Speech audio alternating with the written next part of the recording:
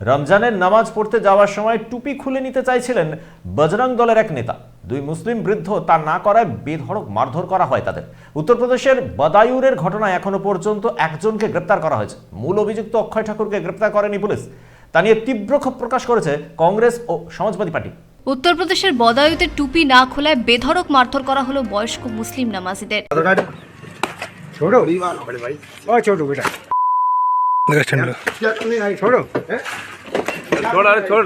যিনি দুই মুসলিম বৃদ্ধকে বেধড়ক মারধর করছেন তিনি উগ্র হিন্দুত্ববাদী সংগঠন বজরং দলের নেতা অক্ষয় ঠাকুর। আরও এক মুসলিম যুবক রমজানে নামাজ পড়তে গিয়েছিলেন, তাকেও টুপি খুলতে হুমকি দিতে থাকে এই বজরং দলের নেতা অক্ষয় ঠাকুর। এমনকি এক মুসলিম বৃদ্ধ নামাজিকে কান ধরতে বাধ্য করা হয়। এই ছবি পোস্ট করেছে কংগ্রেস। তারা বলেছে 2014 সাল থেকে এই ধরনের ঘটনা ঘটছে উত্তরপ্রদেশে। কংগ্রেস সাংসদ ডক্টর মোহাম্মদ জাভেদ এই ছবি পোস্ট করে বলেছেন, বিজেপি জামানায় মুসলিমদের টার্গেট করা হচ্ছে। বিজেপি শাসিত রাজ্যগুলোতে ভয়ঙ্কর ঘটনা ঘটছে প্রত্যেক দিন। পুলিশ অবশ্য জানিয়েছে এই ঘটনায় একজনকে গ্রেফতার করে জেলে পাঠানো হয়েছে। তবে বজরং দলের নেতা অক্ষয় ঠাকুরকে গ্রেফতার করা হয়েছে কিনা তা জানায়নি যোগীর পুলিশ।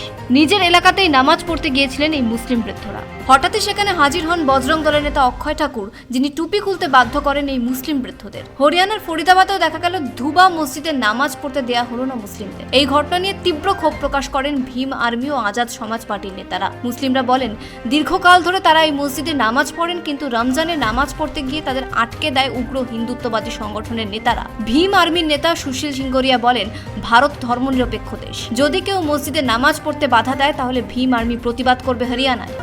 बाबा साहब डॉक्टर भीमराव अम्बेडकर ने सभी को सभी धर्मों को आज़ादी दी है और ये भारत धर्मनिरपेक्ष भारत है और इसलिए हम आपके साथ खड़े होते हैं ताकि संविधान के अंदर जो हमें अधिकार दिए गए हैं हमारा अधिकार उल्लंघन ना हो। यदि हमें कोई नाजायज परेशान करता है तो हमारे पास एक कानूनी धारा है और आपको डरने घबराने की जरूरत नहीं है। भाई चंद्रशेखर की party, Bhim army Azad Samaj party, Babbar शेरों का संगठन आप भाइयों के साथ है। और दूसरी बात बता दूं मैं आपको, कुछ साथी ये भी कहते हैं कि भीम आर्मी को मुस्लिम भाई पैसे देते हैं, पेड करते हैं। उन साथियों को जवाब दे दूं कि हम भाई से पेड नहीं लेते। आप भाइयों का हमारे ऊपर एहसान है। एहसान अब से नहीं है, एहसान ये हमारे महापुरुषों समय से है। जब डॉक्टर भीमराव अम्बेडकर जी को संसद पहुंचाना हो तो मुस्लिम भाइयों ने साथ दिया। जब ज्योतिराव फूले को स्कूल खोलने के लिए जगह चाहिए हो या सावित्री फूले को 7 दिन का समय पढ़ने का समय दिया हो तो फातिमा से एक बहन जी ने साथ दिया। और मुस्लिम भाइयों ने ऐसे ऐसे महावीर योद्धा दिए हैं, जैसे वो अशफाक उल्लाह खान रहे हो, डॉक्टर अब्दुल कलाम रहे हो, तमाम समय समय पर महापुरुषों का साथ दिया है। और आज का उदाहरण है चंद्रशेखर भाई, नगीना के सांसद है। मुस्लिम भाइयों ने सबसे साथ दिया, हालांकि सबने साथ दिया, मुस्लिम भाइयों ने साथ दिया, इसलिए भाई यहाँ चंद्रशेखर भाई सांसद में और खुल के आवाज उठाता है।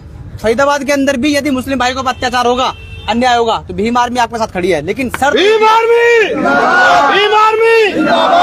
এই ঘটনায় উত্তেজনা ছড়ায় ফরিদাবাদে। মুসলিমরা দাবি তোলে শয়ে শয়ে বছর ধরে হিন্দু মুসলিম একই সঙ্গে বসবাস করছেন, তারা কোনোদিনই অশান্তির পরিবেশ তৈরি হয়নি। এই প্রথম মসজিদে নামাজ পড়তে বাধা দেওয়া হলো। ব্যুরো রিপোর্ট, পূবের কলম ডিজিটাল।